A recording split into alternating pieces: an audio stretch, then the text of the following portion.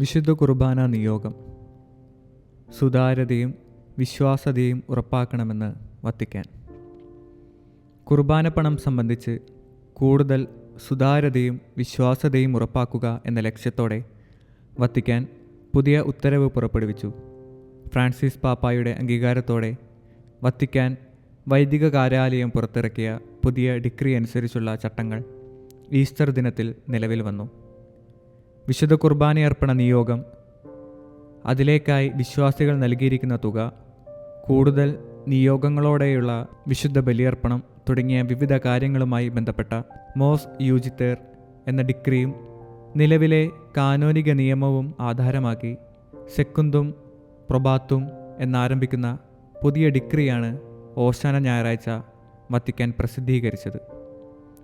വിശുദ്ധ കുർബാനയുടെ നിയോഗത്തിനായി വിശ്വാസികൾ വൈദികർക്ക് നൽകി വരുന്ന കുർബാനപ്പണം തുടർന്നും നൽകാമെങ്കിലും ഇതിന് വാണിജ്യ കൈമാറ്റത്തിൻ്റെ സ്വഭാവമുണ്ടാകരുതെന്ന് പുതിയ മാനദണ്ഡങ്ങൾ വ്യക്തമാക്കുന്നു.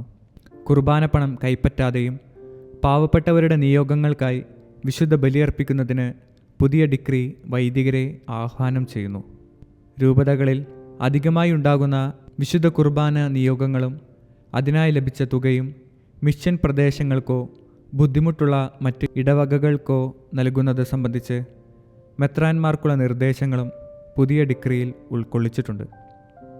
വിശുദ്ധ കുർബാനയർപ്പണത്തിനായി സംഭാവന നൽകുന്ന വിശ്വാസികൾ തങ്ങളുടേതായ ത്യാഗം ഏറ്റെടുക്കുന്നത് വഴി കൂടുതലായി വിശുദ്ധ ബലിയോട് ചേരുകയും എന്നാൽ അതോടൊപ്പം സഭയുടെ ആവശ്യങ്ങളോട് സഹകരിക്കുകയും സഭയിൽ ശുശ്രൂഷ ചെയ്യുന്നവരുടെ പരിപാലനത്തിനായി തങ്ങളുടെ സംഭാവന നൽകുകയുമാണ് ചെയ്യുന്നതെന്ന് ഡിക്രി ഓർമ്മപ്പെടുത്തുന്നു.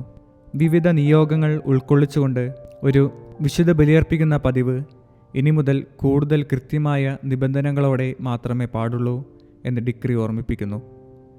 ഇത്തരം കുർബാനകളിലേക്ക് പണം സ്വീകരിക്കുമ്പോൾ വിശ്വാസികളോട് ഇതേക്കുറിച്ച് വ്യക്തമായി അറിയിക്കണമെന്നും അവരുടെ സ്വതന്ത്രമായ സമ്മതത്തോടെ മാത്രമേ വിവിധ നിയോഗങ്ങൾ ഉൾക്കൊള്ളിച്ചുകൊണ്ടുള്ള വിശുദ്ധ ബലിക്കായി അവരുടെ സംഭാവന സ്വീകരിക്കാവൂ എന്നും ഡിക്രി അനുശാസിക്കുന്നു.